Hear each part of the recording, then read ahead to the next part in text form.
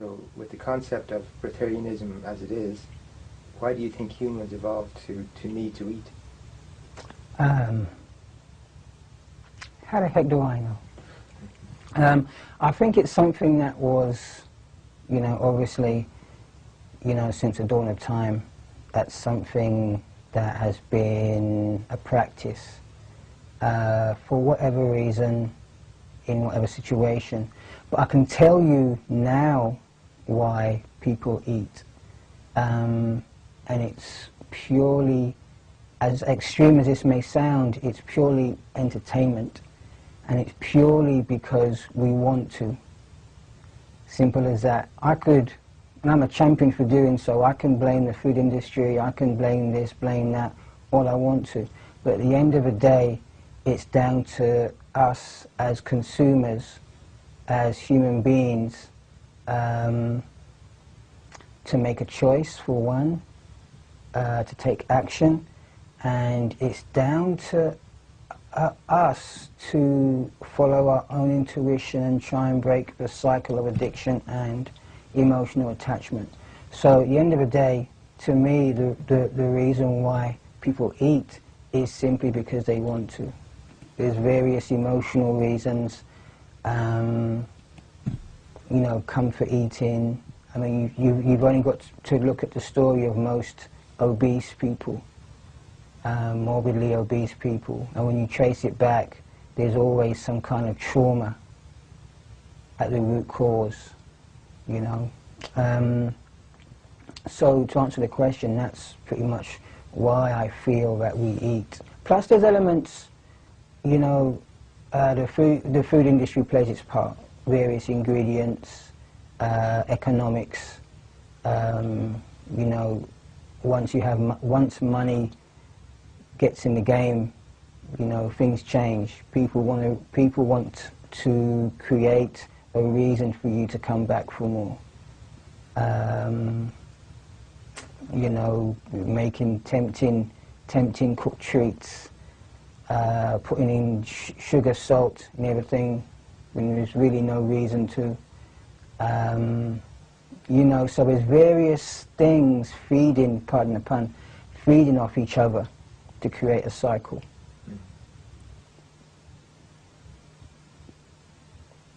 So when you talk about choice, do you think that we really do have a choice as to when we eat or what we eat? To be honest, no, not at all. We have no choice whatsoever, no conscious choice anyway. When I say it's up to us to make a choice, it's pretty much you have to decide whether to be a warrior or not. Whether you want to go through the trials and torments of breaking the cycle, of almost being like a crack addict, trying to break the addiction for no reason. I always say it's hard for an addict to break the cycle while they're in the cycle. There has to be something to warrant the effort involved. Because nobody wants to go through all the withdrawal symptoms, especially if they've been through it once already. So, and any addict, alcoholic, drug addict will vouch for that. It's not a nice process to go through. So, I feel that you've only got to look in the kitchens, in the fridges, in the cabinets, spice racks.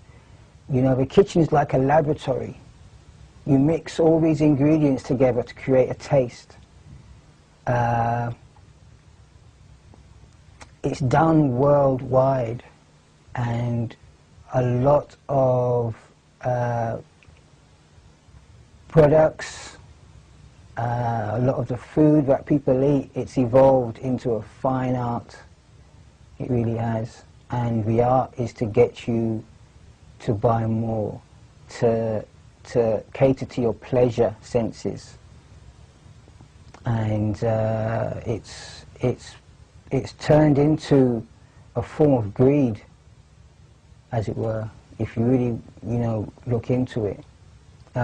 So no, we really don't have a choice, because the sources of where we get the food from, which most of the time is the food industry, they're making it pretty hard to have a choice, to have a conscious choice with what they make. You know, with the marketing. You know, they market to children. They market to you know, with the blue ketchup, blue sodas, green sodas, all kinds of different ketchups and sodas. And you want to look at chips, crisps. It's one crisp, but there's hundreds of different flavors for the same crisp or chip if you're in America. Soy is the same thing. One product, soy or tofu, one product, but you have soy ice cream, soy cheese, soy chicken, soy bacon, soy beef, everything under the sun that they can flavor it as, you have it. The cooking process is still the same, but you have different flavors. So is it healthier? I don't know, but because, you know, the cooking process is the cooking process. It's destructive no matter how you want to dress it up. But no, I really do not believe that we have a choice. And one of the main reasons why I say that is obese people. I always go back to obese people. You know, there's so much, we're fighting a losing battle with sickness and disease and obesity. Now, if there was a choice, people would have been able to make that choice far earlier. Because do you really think that people would consciously allow themselves to get to morbidly obese, to where they're weighing 300-400 pounds? You know? So how does that happen? How do they get to that point? Because, well, there's numerous scientific studies that will say, confirm that eating a lot of these foods is like taking drugs. So there is that addiction, that emotional attachment. There is that manipulating the brain into thinking it's okay, into thinking that, no, you've not had enough, just keep going. You know, so that's why I say there is no choice.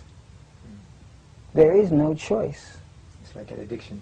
It's very much like, in my opinion, like an addiction, like an emotional attachment. Because it's from birth. Even before, when we was in our mother's womb, our mother ate cooked food.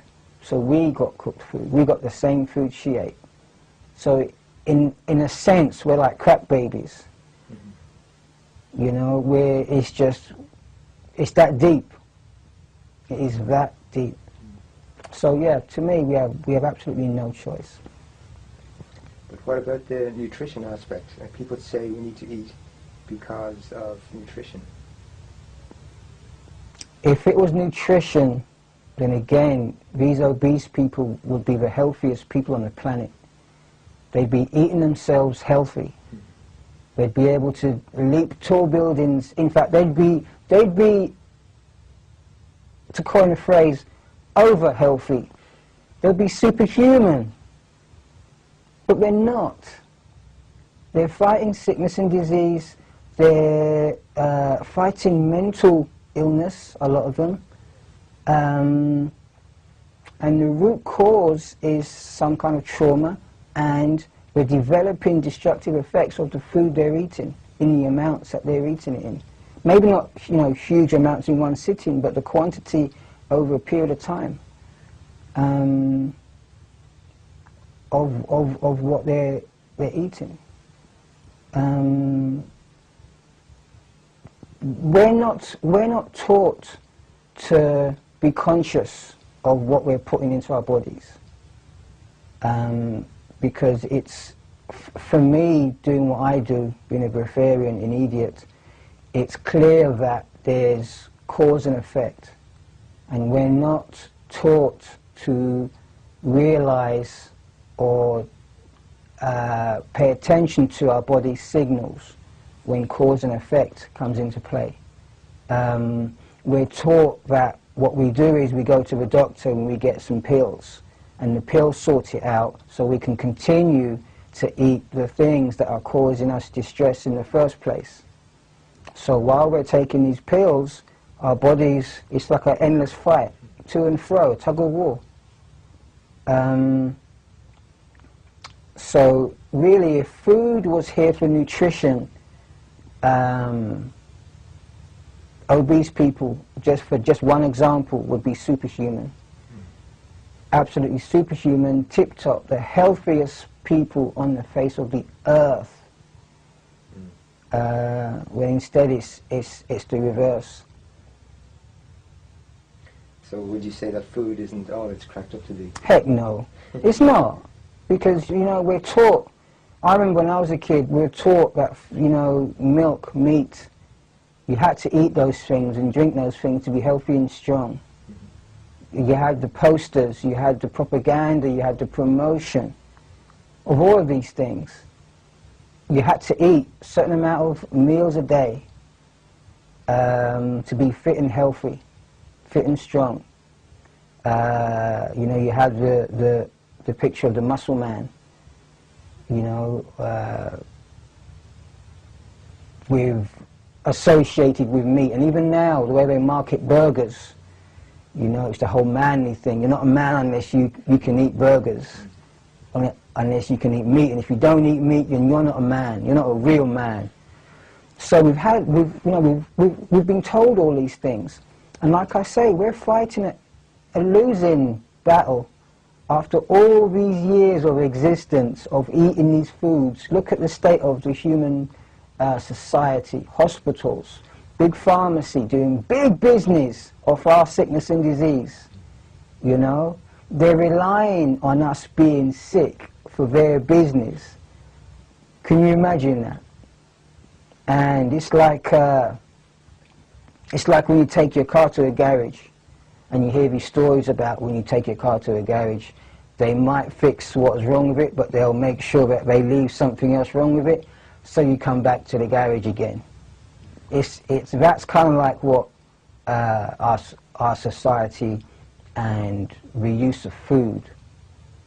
You know, you eat, you get sick, you rely on the doctor, big pharmacy, pills, to get you well again, or to mask the symptom, and then you're off again, so you can eat. And the cycle until the body says, you know what, I'm just done, worn out, see ya, I'm out of here.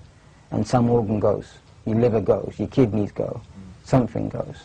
And then, you know, you have to have that taken out. And then we call that aging process. It's just what happens. You know, you live, you eat, you drink, you party hard, you die. You know, in between that you get old, you have to have all your organs taken out, and that's it. Walking stick bus pass, and that's it, you die eventually. And that's our life. So, you know, I feel that that's pretty much what our expectations are of life in our society these days. Okay. So with the food that we're eating, if it's not for nutrition, then what is it for? Why are we eating it? Entertainment. I remember when I used to eat, blindly. I didn't even put any thought into it at all. I just felt, you know, I wanted to eat, so I'm going to eat. I want this, so I'm going to eat that. Cool, no, you know. It was only until I went fruitarian and I used to go back and forth between raw fruits and cooked foods that I started to be conscious and aware of actually why I was eating. I'd be eating some cooked food, you know, when I'm supposed to be fruitarian, and I'll be actually thinking while I'm eating the cooked foods that I'm not hungry, I don't need this food, I don't want this food, so why the heck am I eating it? I really want to go fruitarian, I really want to eat raw foods. Why are we eating it? So why am I eating this thing? I'd still eat it, it wouldn't stop me from eating it, but I would just question, I would be more aware to question the whys. And, you know, after a while I realized, you know what, this is just comfort. For whatever reason, it's instant comfort. And I grew to realize it was like,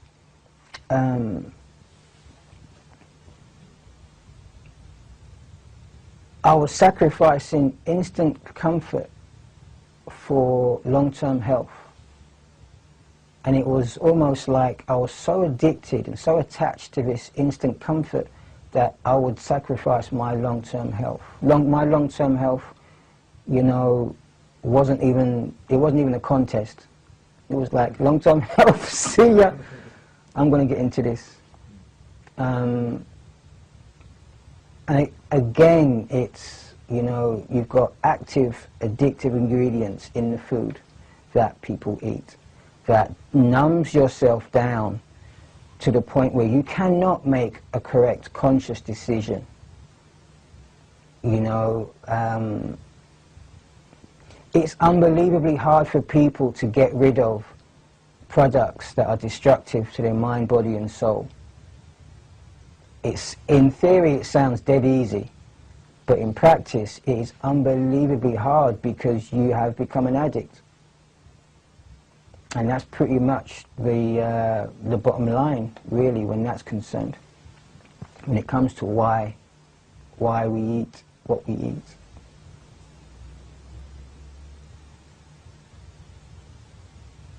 Do you think there is an ulterior motive behind the promotion of food? On occasion, yes. On occasion, yes. I mean, you can... I don't think it was how it was originally. I don't think the original plan is to have an ulterior motive, like some conspiracy theorists might say, you know, the plan is to wipe out the population, a certain amount of population, yada, yada, yada, yada, yada. I don't think that was the original plan. I think, you know, with this food thing, it is such a sensitive and difficult subject because you have so many elements. Like, for instance, you have a family environment, you know, and I've got a daughter, and I know, even when I was a fruitarian, when I used to take care of my daughter, I used to want to give my daughter food. It was part of my, I want to say instincts, whether it's a fake instinct or just an emotional attachment that I was enforcing on my daughter, but I wanted to give her food. It was part of the love. It was part of my duty as a father to take care of my daughter in that way, to give her food, you know. And in another sense, you have the person in the store, in the shop, trying to make a living, trying to sell you food. And like I say, if you want people, if you want to sell something, you have to have a reason for people to come back. I once heard a really interesting story years ago of a Chinese restaurant, and I think it was in China, and they had a really successful soup. Really successful soup. They had people literally queuing around the block, outside the store and around the block for this soup. And it was like, well, why is this soup so popular? This is incredible. It's incredible soup. And of course, nobody thought. They all just thought, because it tastes great, it tastes good. Turns out the owners or the chefs were putting crack in the soup. So that's why they had the demand, people queuing out of the restaurant. So you have to have people, you know, coming back for more. You have to almost guarantee that people will come back for more. So you have that element. And of course you have the conspiracy theorist element, which is perfect. I mean, they're finding all kinds of antidepressants and drugs, pharmaceutical drugs in the water supply. So, you know, what, heaven knows what people are eating, people are drinking, for what reason. But at the end of the day, the universal effect is destruction to the mind, body and soul, period. That is a universal effect. Whether it's vegan, whether it's vegetarian, whether it's uncooked, it's the cooking process, the refining and the processing of man-made foods that is destroying the mind, body and soul. It's totally numbing and desensitizing us as human beings, as divine human beings. My belief is, one of my beliefs, and it's getting a bit conspiracy theorist here, but is that maybe that food has evolved, or the purpose of food has evolved into getting us as divine human beings to forget who we actually were, where we came from. Maybe it was the plan all along, was to introduce some kind of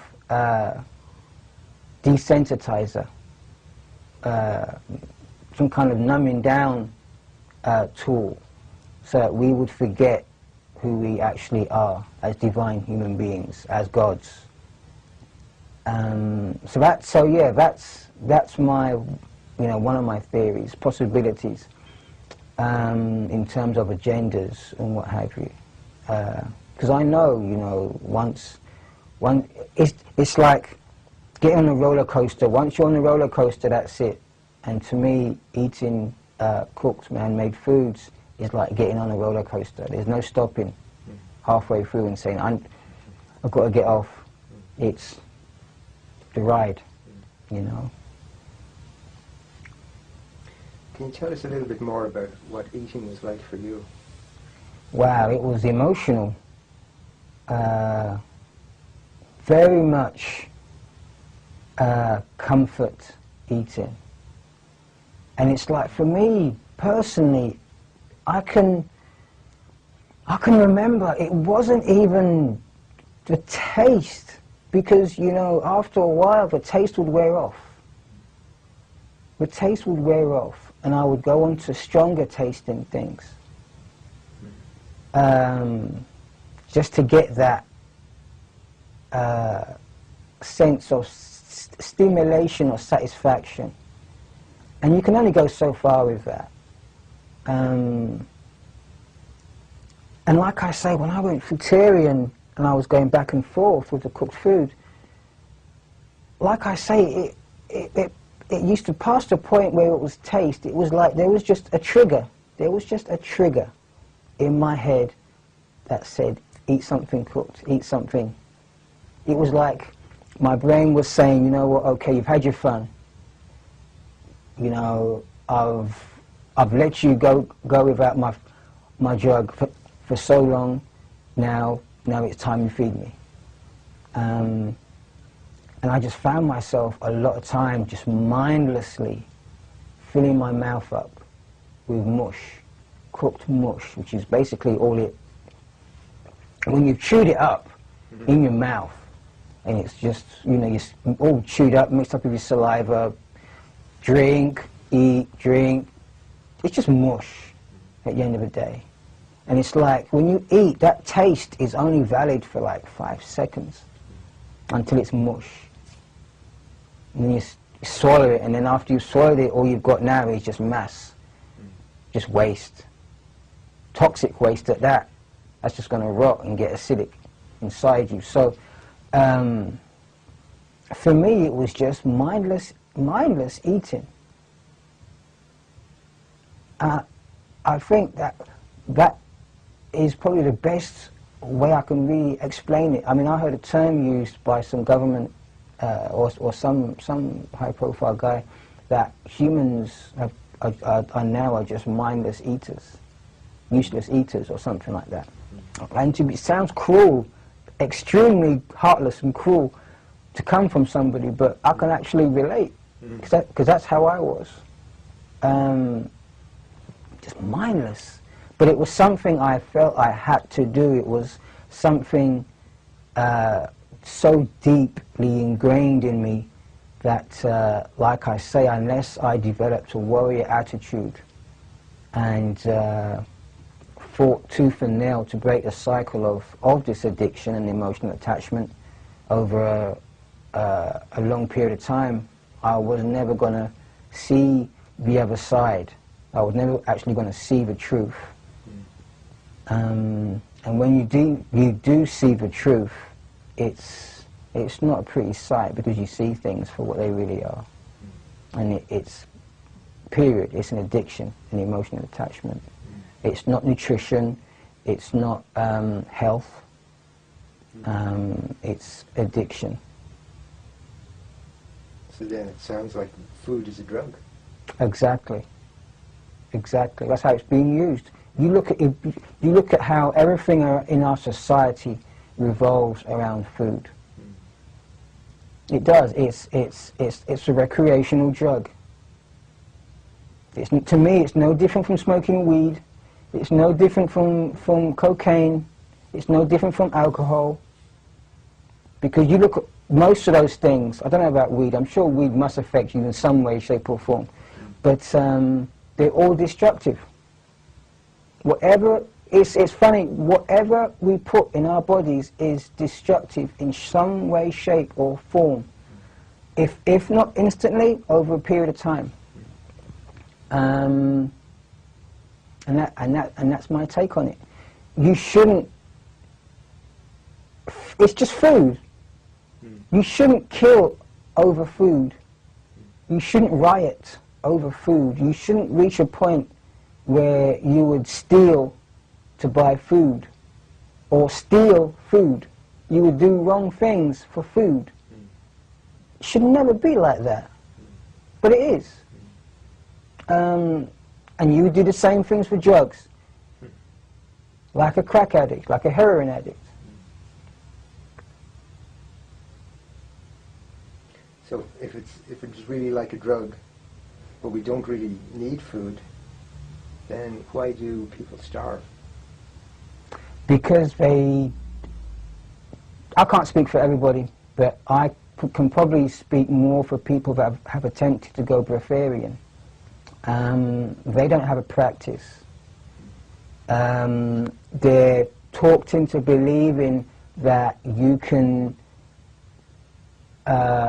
break a cycle that was in place before you was even born in either instantly or within 21 days. That's one set of people. Now you have people in these famine-stricken countries, and it's pretty much the same thing. They're given food intermittently.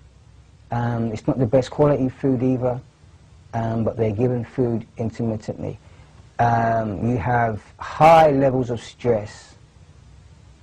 If you imagine you're constantly in a situation of, well, when am I going to eat again? How am I going to eat again? When's my next meal going to come from? You have a high level of sickness and disease already. And that's just the people in famine-stricken countries.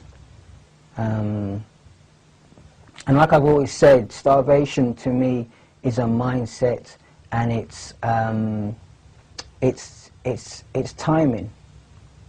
It's timing. I mean, if you suddenly stopped eating and drinking, you're going to have problems. You're going to have symptoms like of what we call starvation.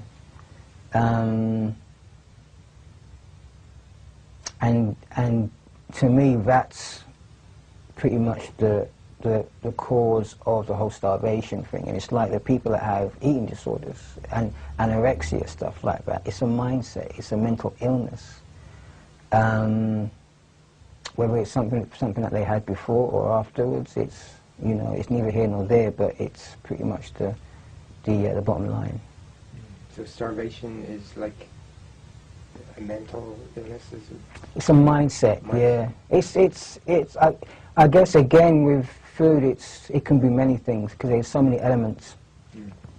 You can try to connect the dots as much as you like, but there are so many elements to try and connect those dots with. Because people, they do different things for different reasons. They have. It's a very emotional thing when it comes to food. It's a very mental thing. Like I say, I used to eat mindlessly. Mindlessly. Even now I'm amazed, and I see it every day, just mindless eating. People see food, got to eat it. You see food and you taste it even before you get it on your plate. That's how deep it is. You envision the pleasure. It's a mind thing. You envision the pleasure even before it's on your plate. You just got to look at it. And sometimes you don't even have to look at it. It doesn't even have to be there. You can just think of it. Oh, yeah. And your mouth starts wetting up, you know. So it's a very mental thing. So there's, you know, it's a tough question to answer because there's so many reasons. There's so many reasons why people would do certain things, whether it's family trauma or just stress, everyday life. I can totally understand people taking drugs. I can totally understand because, you know, this life and the way society's structured will just drive you crazy without it, without some form of release, without something. You know, it's hard for me some days to, you know, be able to face life in this society with no form of... I have my music, you know, I have, geez. You see, I mean, you take food out of the equation and what do you have to medicate yourself with? I have, like I say, I have music, and that straight away on the top of my head has always been a big one for me. I have my training, fitness. I try to do that as much as I can. You know, and it's just looking at beautiful things. I try to look at as much beautiful things. I try to experience as many beautiful things as possible. And even then, it's really... And I'll say it because I've got nothing to hide or nothing to prove, but I'll say it, it's hard going day by day in this society because it sucks. I've said it many times, this society sucks. And it's hard to go, you know, to wake up day in, day out to a society that does such crazy things. So, yeah. There are people who say that you are what you eat. Do you believe that? I used to believe that. In some sense it's true, but then you think about it this way, if you think about it this way, if you are what you eat, I would have to eat humans to survive. I would have to eat, for me to be able to cut myself and heal, I would have to eat humans. I would have to eat human skin, I would have to eat eyeballs, I would have to eat human hair, I would have to eat lips, I would have to eat all kinds of stuff. I would have to got to keep this clean, right? Keep this video clean. But anyway, I would have to eat all kinds of stuff. Like if I ate bread, I don't suddenly become a loaf of bread, you know. So in that sense, I don't really believe the you are what you eat thing anymore. So I guess this goes back to the whole nutrition question, you know, because the body, when you eat a pizza, the body doesn't know anything about nutrition when you eat a pizza. When you eat a pizza, it's because you wanted to experience the taste, the texture, the medication, the self-medication of that pizza. That's why you ate that pizza. It wasn't because the body intuitively said, I need nutrition, I need a pizza, get me a pizza. It wasn't, I need a glass of milk, I need the nutrition in a glass of milk, so I need a glass of milk. Because to me that's ridiculous, because you have to look at what the cooking process has left you with. In terms, if there is such nutrition in this food, then you have to look at what the cooking process has left you with. For all you know, the cooking process may have wiped out any and all nutrition that was ever even in that food. And then you have to ask yourself, okay, well, am I in a condition to even use or process that nutrition? And how is that nutrition being used and processed? Because to me, I always say that the body functions in spite of food, not because of it. If I eat a loaf of bread, I don't suddenly start growing bread here or pizza here. I just don't do it. I grow hair. If my nails grow, but my nails don't, I don't grow pizza nails or bread nails. My nails grow. You know, if I cut my hand, blood comes out. Milk doesn't come out. Or pizza juice, oil, you know, blood comes out. So it's like I always say, the body functions in spite of food, not because of it. And that's something I strongly believe in. So what happens to the body when we eat food? It gets all messed up.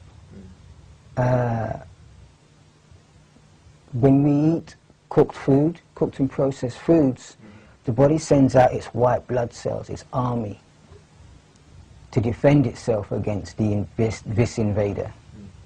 So that alone should be an indication as to what happens to the body. The body sees it as a danger. The body sees it as a danger. The body doesn't say, great, good stuff.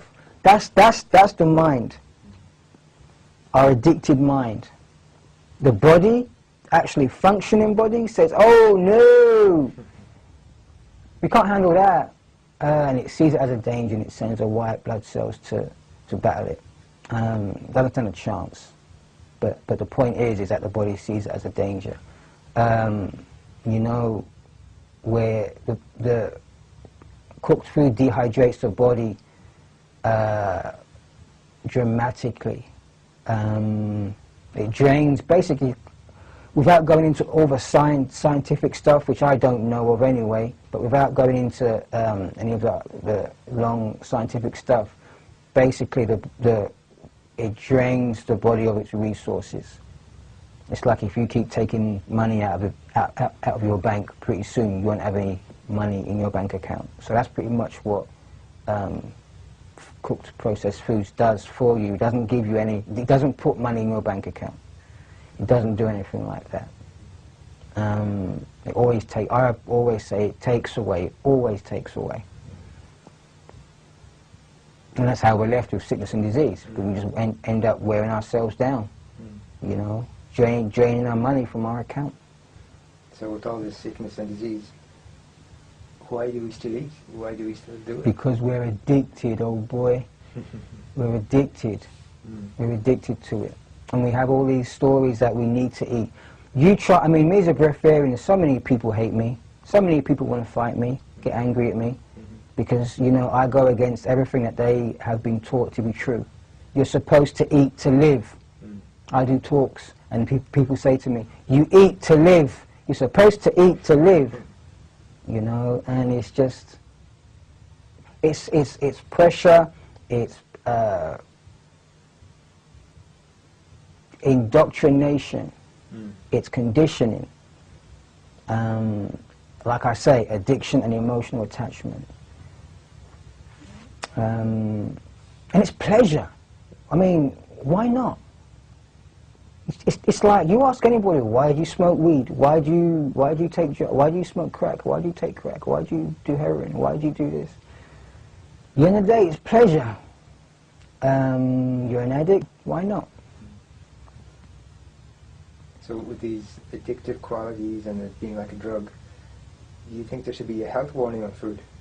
Oh, believe me, yes. But then again, if there was a health warning, people, especially the food industry, already know that they can put whatever health warning they want to, and people will still buy the stuff because they're addicted and they're attached to it. You could put a baby's fetus on there, a picture of a baby's fetus on there, and people will still buy the product because they're addicted. You could, proof of that is any cigarette box. They'll show you, blatantly show you, lungs, 2 sets of lungs. Cancer lungs, healthy lung. And it says, smoking will, can cause harm to you and others. And they have a two pictures, cancer-ridden lung and a healthy lung. Basically saying that if you smoke these, this will be your lung, the cancer-ridden lung. You need to stay with the healthy lung. But if you smoke these cigarettes, this is what you're going to get. So they'll blatantly tell you and show you what you're going to get. But people still buy the suckers. So that tells you straight away. You know, it doesn't matter what they do. If you're addicted and attached to it, you're going to feel like you need it. And you're going to buy it, regardless of what health warning, regardless of what they state. They have smoking kills on cigarettes. People still buy it. They have smoking will cause harm to others and you. People still buy it. So people don't care if children inhale their smoke. Old people inhale their smoke. They don't care. They will still buy these products because they're addicted and emotionally attached.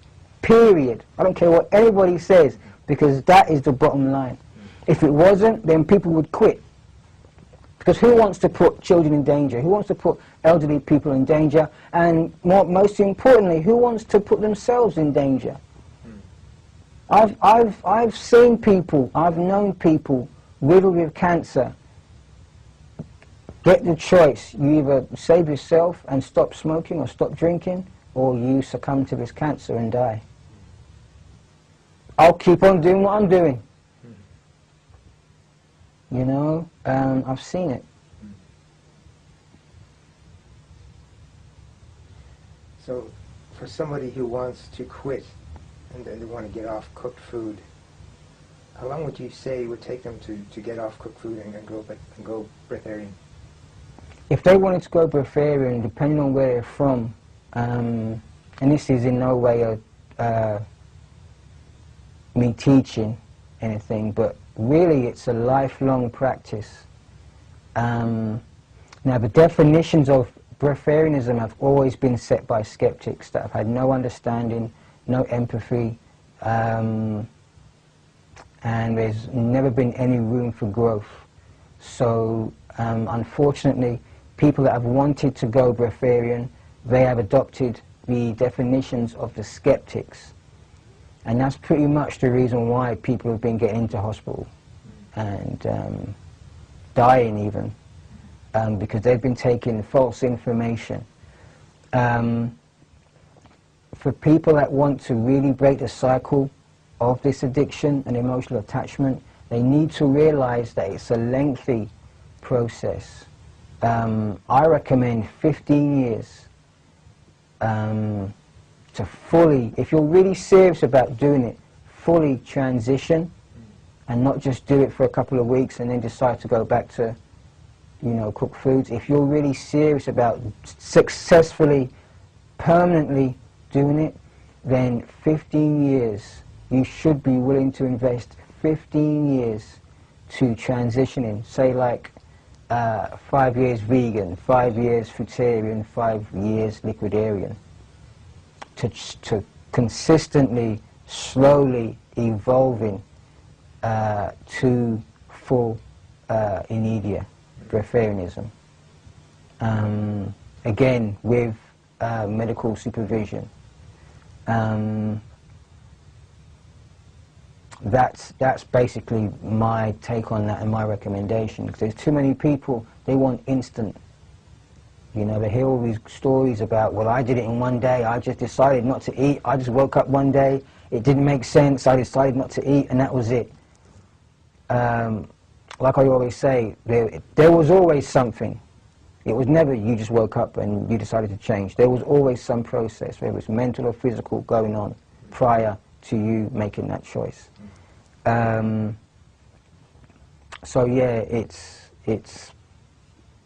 that's pretty much my recommendation on that and how I see the, you know, the length. I mean, how long's a piece of string? But that's my recommendation for people to realize that it's a lifelong commitment to staying clean. It's like any alcoholic, it's like any drug abuser. It's a commitment to staying clean, a lifelong commitment. does hunger really exist? That's a big question. In my eyes, no, when you really look at it. It's like, if you take the addiction of a crack addict, the need, the addiction, and if you change the addiction from crack to food, it's the same thing, in my eyes. The whole stomach growling thing, to me, that's just your waste, your body trying to get rid of your waste. Nothing more, nothing less. But what we do is we've been told, we've been conditioned to believe that that is hunger. That sensation is hunger. Your addiction is hunger. And it's hunger for nutrition. But like I say, your body doesn't know anything about nutrition. It doesn't know anything about vitamin A, vitamin B, yada, yada, yada. Because in my opinion, the body is already attempting to recycle, it's already attempting to use what you're taking from the environment. So basically, yeah, you know, if that sense of hunger that we feel are two different things. It's addiction and it's your body trying to get rid of the waste. But what do? We feel a hunger thing, we put more. We put more down there, you know? So it's, and that's the cycle I'm talking about. The cycle. It's basically a cycle of understanding. And like I say, unless you break that cycle with a warrior attitude, then you're never going to really see the truth. And you'll just keep feeding that cycle. So to me, no, there's no real such thing as hunger at all. I think the closest thing to hunger, to me, is the healing process that you're going to go through during transition, where you need to hydrate yourself. So to me, the closest thing to hunger is often, well, in my experience as a fruitarian and liquidarian, is thirst. Because, you know, there is a time where you need to heal. It's not just straight away. You're a breatharian, or you're a fruitarian, or you're this, you're that. There's a process where you have to heal. And once you've healed, then you can be successful at whatever lifestyle you're attempting. Until you heal, you're going to have to go through that healing process. So yeah, that's pretty much my take on the whole hunger thing. Who do you feel has set the definitions for breatharianism? Oh man, you've only got to look on the internet, Google breatharianism, and you'll have definitions come up, and they're all by skeptics. And like I say, they're done by skeptics, and why on earth are they even writing about this, setting definitions, going on Wikipedia and setting definitions for breatharianism when they believe that it's impossible? Why are these people doing it in the first place? But that's another story. So they're setting the definitions, and unfortunately, because of the lack of information, people that are genuinely wanting to be breatharians are unknowingly adopting those definitions and trying to transition via those definitions. And it's crazy because they're getting themselves in trouble. The pressure, because there's no, and because of the negative energy in those definitions, that's what these people are experiencing, and that's why they're ending up in hospitals. That's why they're ending up dead, because they're trying to live up to unrealistic definitions. It's such a sad thing, and I'm disgusted because not one high-profile breatharian, I mean, you'll even see these definitions set by the high-profile breatharians. So I wonder what they're up to. There has been no high-profile breatharian that has set real definitions. None, not one of them. And to me that is disgusting, because there's people getting themselves in trouble, getting hospitalized, dying left, right and centre. That's a big thing to say, left, right and centre, but people are getting hospitalised left, right and centre because of this. And it needs to stop. It really does need to stop. There needs to be some kind of guidelines set. You know, things like Wikipedia, I wouldn't expect to see anybody in their right mind even bothering with that, trying to reset that. Because, you know, I've seen it happen myself. A skeptic will just come in, within 5 minutes, they'll have their definitions back up. Because you can rewrite those things in no time at all. But on breatharian sites, high-profile breatharian sites, I don't see any definition of what breatharianism truly is. And that totally disgusts me. With my immediate society, I have actually drafted up new definitions, realistic definitions, and safety guidelines for people to work with, for people to look at. And, you know, those will be up shortly for public view. But it's, you know what I'll say, I'm pissed off that it had to be me and not a high-profile breatharian. Because me, I'm nothing, I'm nobody. So it shouldn't be me. It should be these high-profile breatharians that are selling the books, that are making the money, that have got the public's attention, not me. Because I have to work 6 times harder because nobody knows me. Nobody wants to know me. Who am I? So, you know, it's just more work for me. But yeah, it's the skeptics. They are the ones that have made up these definitions for people to follow. Whether it was their intentions for people to follow, or whether they felt they were doing the world a service by telling people what breatharianism is, or their opinion of what breatharianism is. But unfortunately, it's meant that, you know, people have taken those definitions to heart, and they've ended up harmed. So there needs to be more accountability. Oh, heck yeah.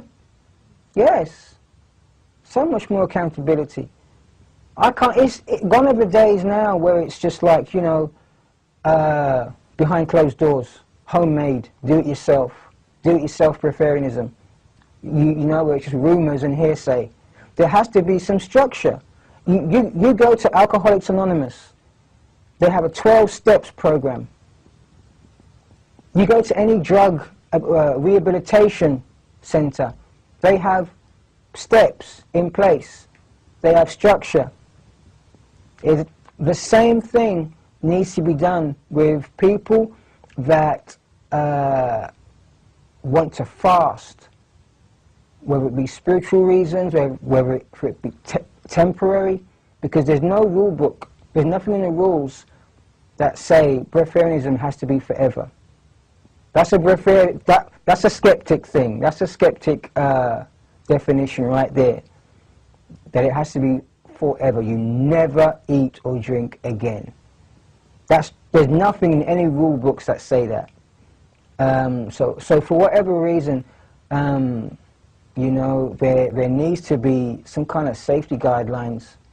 And like I say, I've already drafted up safety guidelines, new definitions, and they'll be available shortly for people to see. What do you say to someone who asks you, how long do you think it takes to go breatharian? 15 years. I'm recommending 15 years.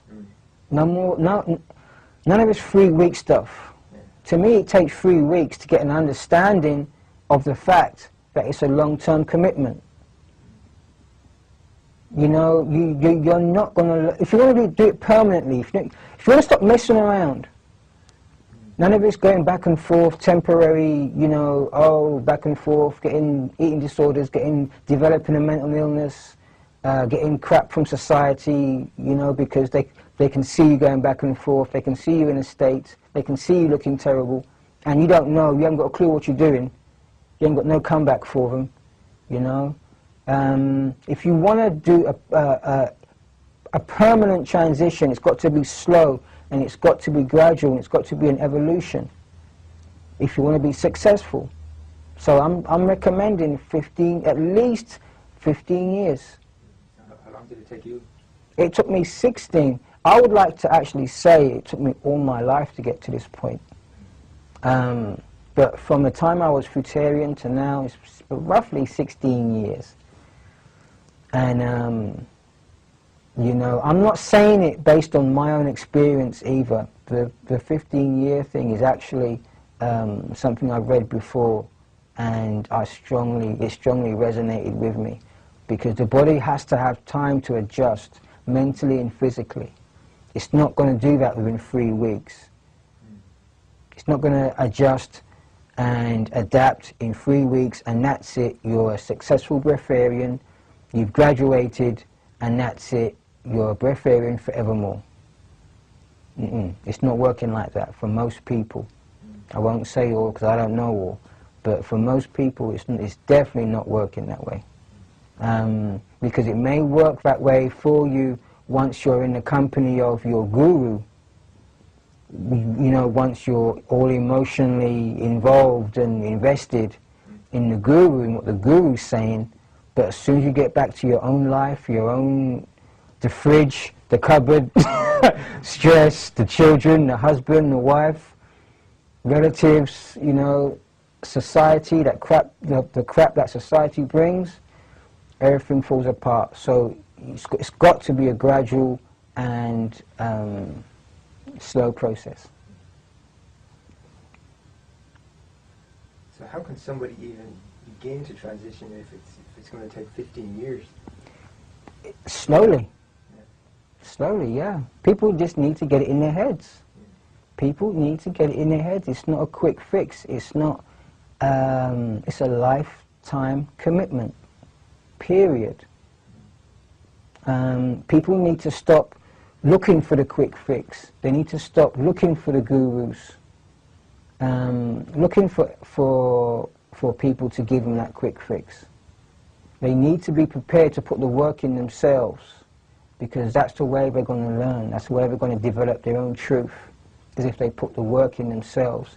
People can look at me, look at my history. I mean, I'll look at my videos on YouTube, and you can see my history. I've had to work and put the work in myself over years. I will tell you here and now I messed up so many times. I quit and I went back and forth. I quit. There ain't nothing special about me, you know. So people need to get it in their heads. It's a lifelong commitment. And I learned so many things from messing up. I learned my trade from messing up. I'm so glad I messed up. So yeah, people really do need to get it into their heads that it's a lifelong commitment. You know, like I say, depending on where you're starting from, maybe 5 years vegan, maybe 5 years fruitarian, and then 5 years liquidarian, and then and reevaluate after that. And you'll see it's so much more safer. There's not as much pressure.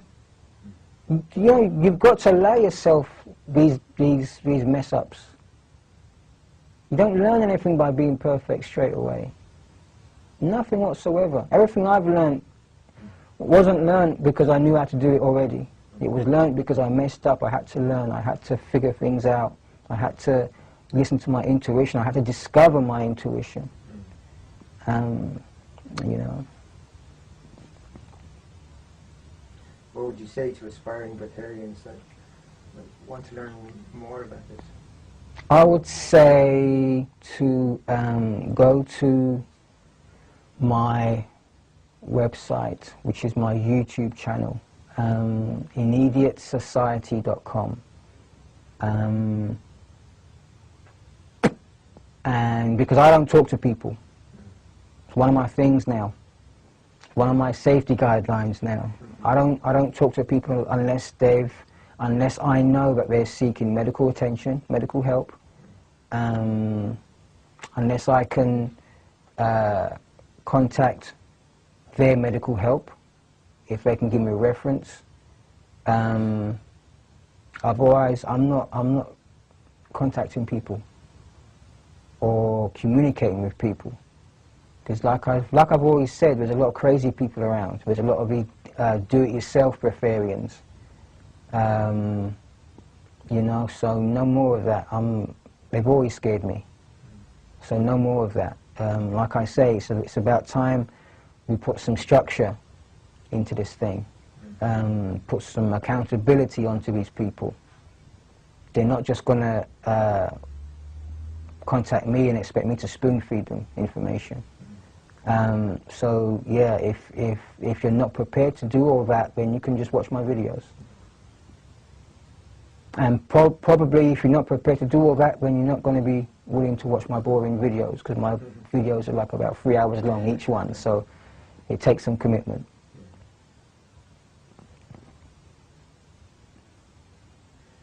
There are people who say that we have organs for a reason.